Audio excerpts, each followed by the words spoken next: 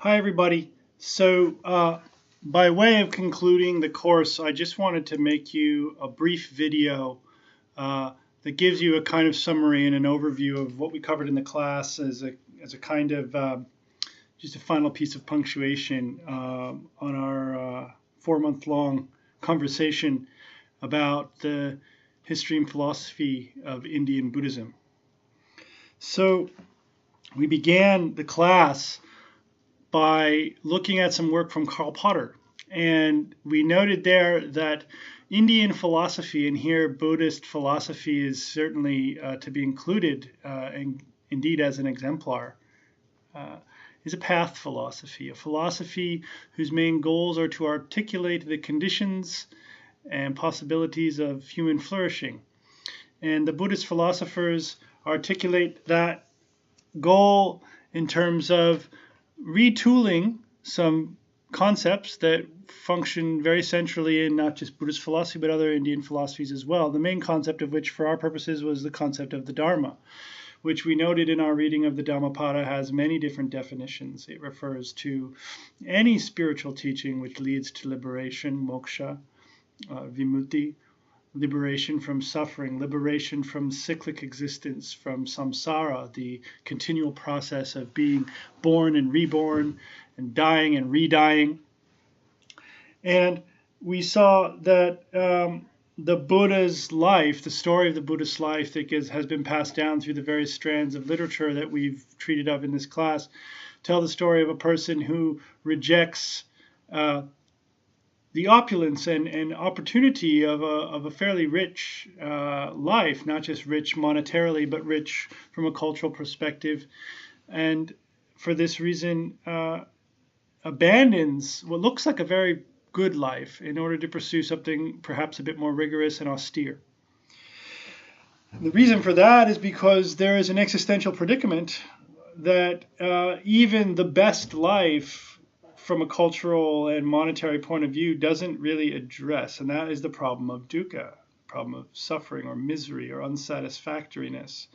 And recall that this problem has many different facets. It doesn't refer to just the occasional presence of pain, but also the frequent interruptions of our satisfaction that come in the form of being separated from those that we love and being acquainted with those that we despise, and not just occasional and frequent suffering, but the constant, ever-present suffering of conditioned existence, of finite, embodied, conditioned existence that comes in the form of these 5 aggregates that are constantly grasping and clinging for pleasure and pain, but also self-appropriating, the constant need to interpret one's experience as if it was organized around and extending from an unchanging, invariant self.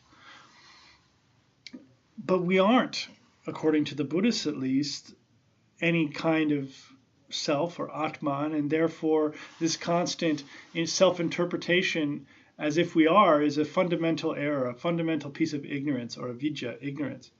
And this leads to a very deep and systematic philosophy of trying to reorganize our self-understanding so that we are no longer beset by the habits of reaction that further entrench our existential predicament, but in fact, when practiced properly and systematically, liberate us from our existential predicament. And as we saw, Buddhist philosophers do not speak with one voice about how this process should go. They, of course, all agree that there are 4 noble truths and that associated with each of these truths there is a task. And the last 4 of these 4 truths, the path, should be practiced and developed. That's a universal for any Buddhist philosopher, but their explanation of how this evolves and grows and should be understood philosophically starts to diverge quite drastically, especially in the light of the Abhidharma. And when the Abhidharmikas come along and start to systematize on the basis of the sutra literature, we see a very clear metaphysical picture emerge, and that's a picture in which all composite entities, especially the person, but also objects as well, are reductively analyzed in terms of the causal behavior of fundamentally existing particular entities called dharmas.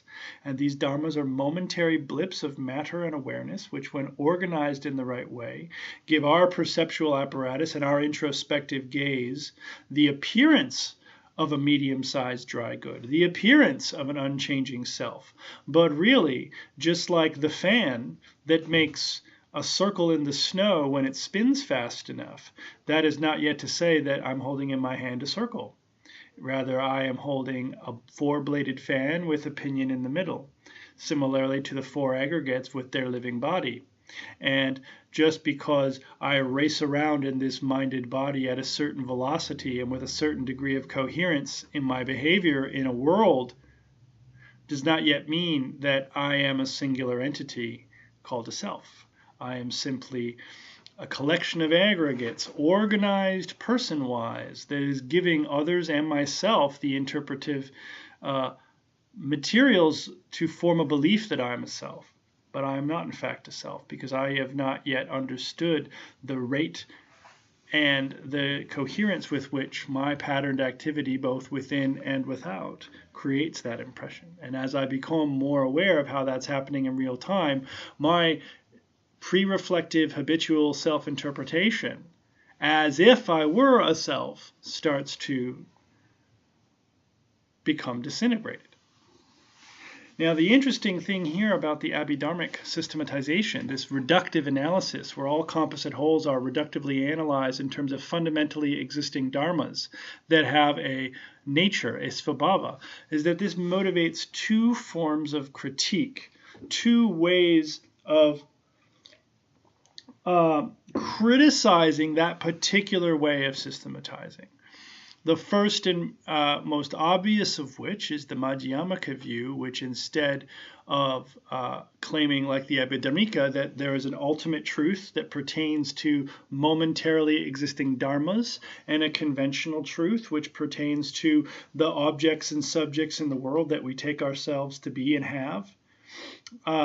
Instead of that model of the two truths, the Madhyamaka philosophers say that there's a conventional truth, and the conventional truth indeed pertains to all the things that we tend to talk about in the world that we live in. But then there is an ultimate truth, but the ultimate truth does not pertain to a fundamentally real level of description populated by a special kind of entity that combines in the right way to compose the conventional world. Rather, the ultimate truth for a Madhyamaka Buddhist philosopher is that the nature of those things that populate the conventional world, subjects and objects, are empty, sunya, of svabhava. They don't have that nature. Nothing has that nature. Even if there are dharmas, they don't have that kind of nature. Nothing does. And so for the Madhyamaka, there is a kind of ontological deflation whereby it is denied that we can say anything concrete, positive, or specific about ultimate reality. Rather, the way in which our language and our thought works to track the world in different ways pertains to merely conventions of usage, and that ultimate truth constitutes a negative claim about the way conventional reality is organized. And in this dispute between the Abhidharmika Buddhist philosophers and the Madhyamaka philosophers, we see an attempt, perhaps implicit, to highlight two different strands of epistemic commitment that are at the heart of Buddhist philosophy. One strand of commitment has to do with the claim that Buddhas come to have ultimate knowledge of things as they are. And one way of putting that in the Pali language is that we come to see things yatha bhutang, as it is.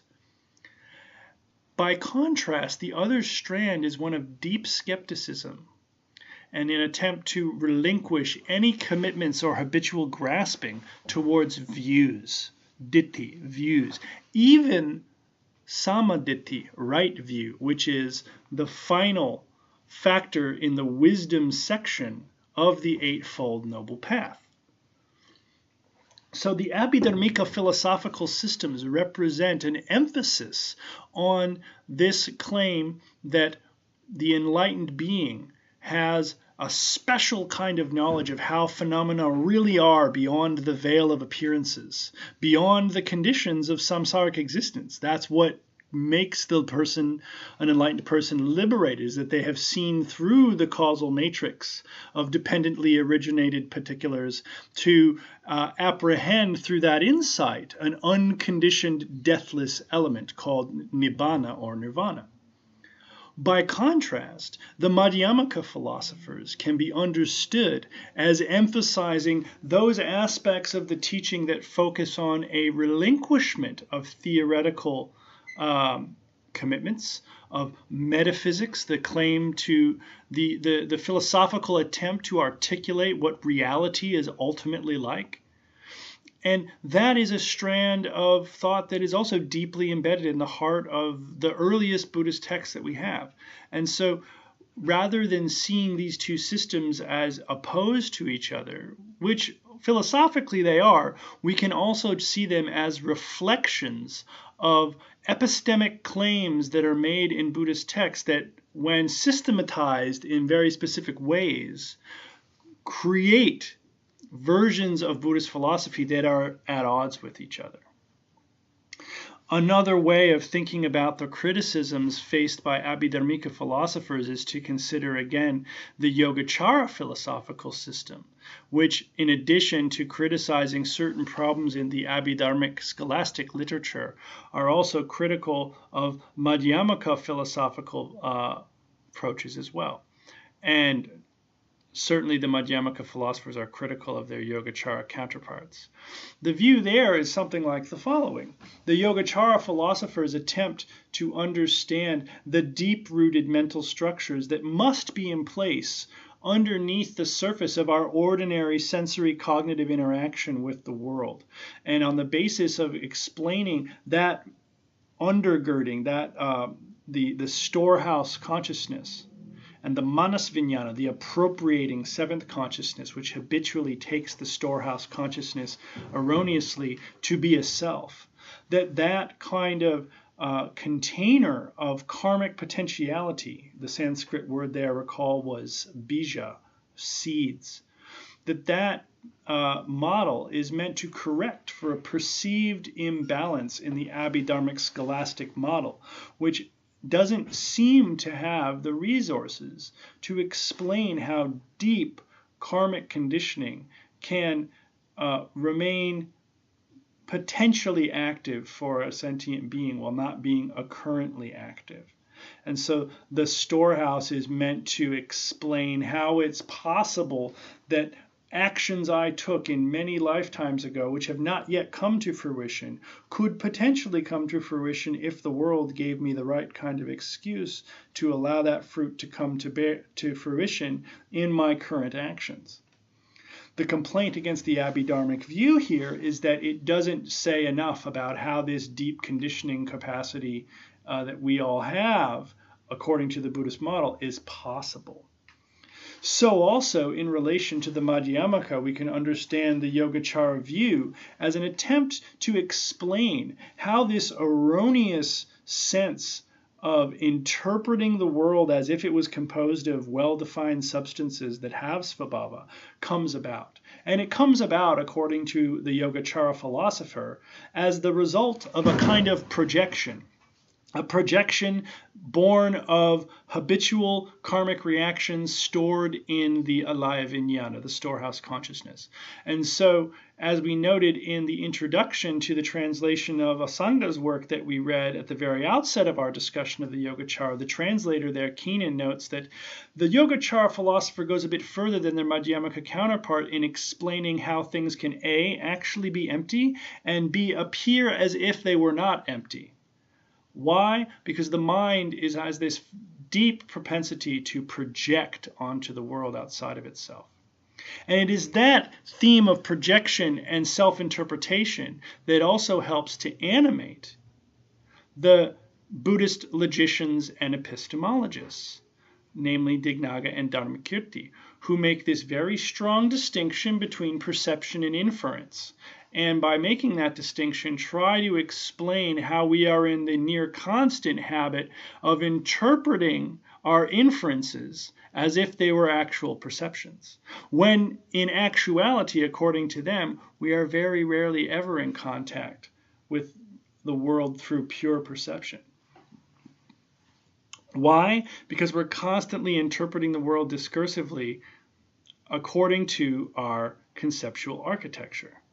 But this then leads to another very tricky question that the Buddhist has to answer. If we are always in the business of interpreting the contents of our perceptual experience of the world through the interface of inferences and concepts, then where do these concepts come from? And how are they able to be used? Because surely a Buddhist philosopher must deny the existence of things like universals.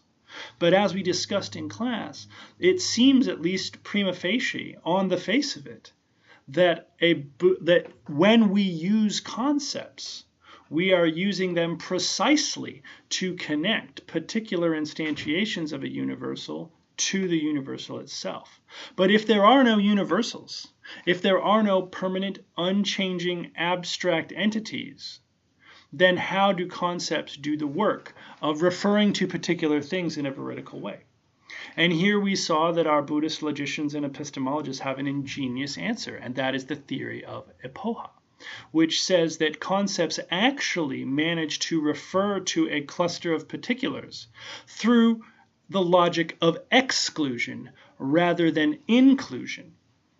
Most of us would adopt a folk psychological notion of conceptual reference that embraces the claim that a concept refers to particular things through the logic of inclusion. A particular is subsumed or falls under a concept in virtue of there being inclusion criteria, which include the particular under the concept. But for a Buddhist philosopher like Dharmakirti, this is denied. And instead, the view that's articulated is that a concept like cowness refers to particular cows in the world by excluding non-cows. So this view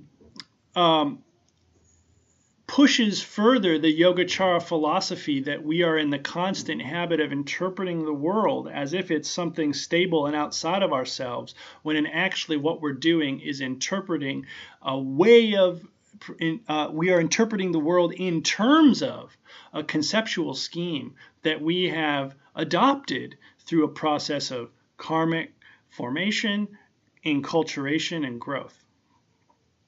The last thing we did in the class was to look at an attempt to synthesize this dispute between the Yogacara and the Madhyamaka philosophers on the part of Shantaraksita.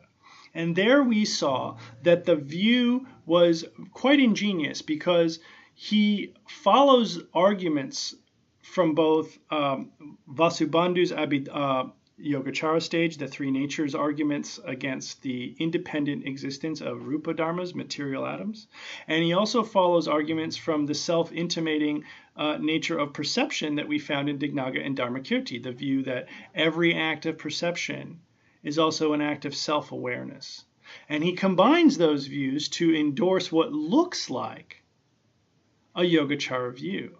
But then he also argues, very similar to the way Chandrakirti argues and Nagarjuna argues, that we can make no sense whatsoever of consciousness if there isn't some object that consciousness is related to. And the way he resolves this tension is by endorsing Nagarjuna's arguments from the first book of the Mula Madhyamaka Karika, that all causation is actually a mode of conventional discourse rather than ultimate discourse. But if all the causes and conditions that connect consciousness to objects ground out in consciousness itself, which the Yogacara claims, but causal explanation is conventional, then it follows that the Yogacara story is a conventional truth rather than an ultimate truth. And that is the reconciliation, the claim that Yogacara analysis of the deep thresholds of conscious experience and the conditioning influence of the storehouse is a sophisticated way of understanding conventional reality, but that the Madhyamaka view that all all dharmas are empty of svabhava remains the ultimate truth. And so the synthesis of these two views is achieved by putting the Madhyamaka narrative in the ascendant role of being the ultimately true description, and the Yogacara view as a conventional truth. So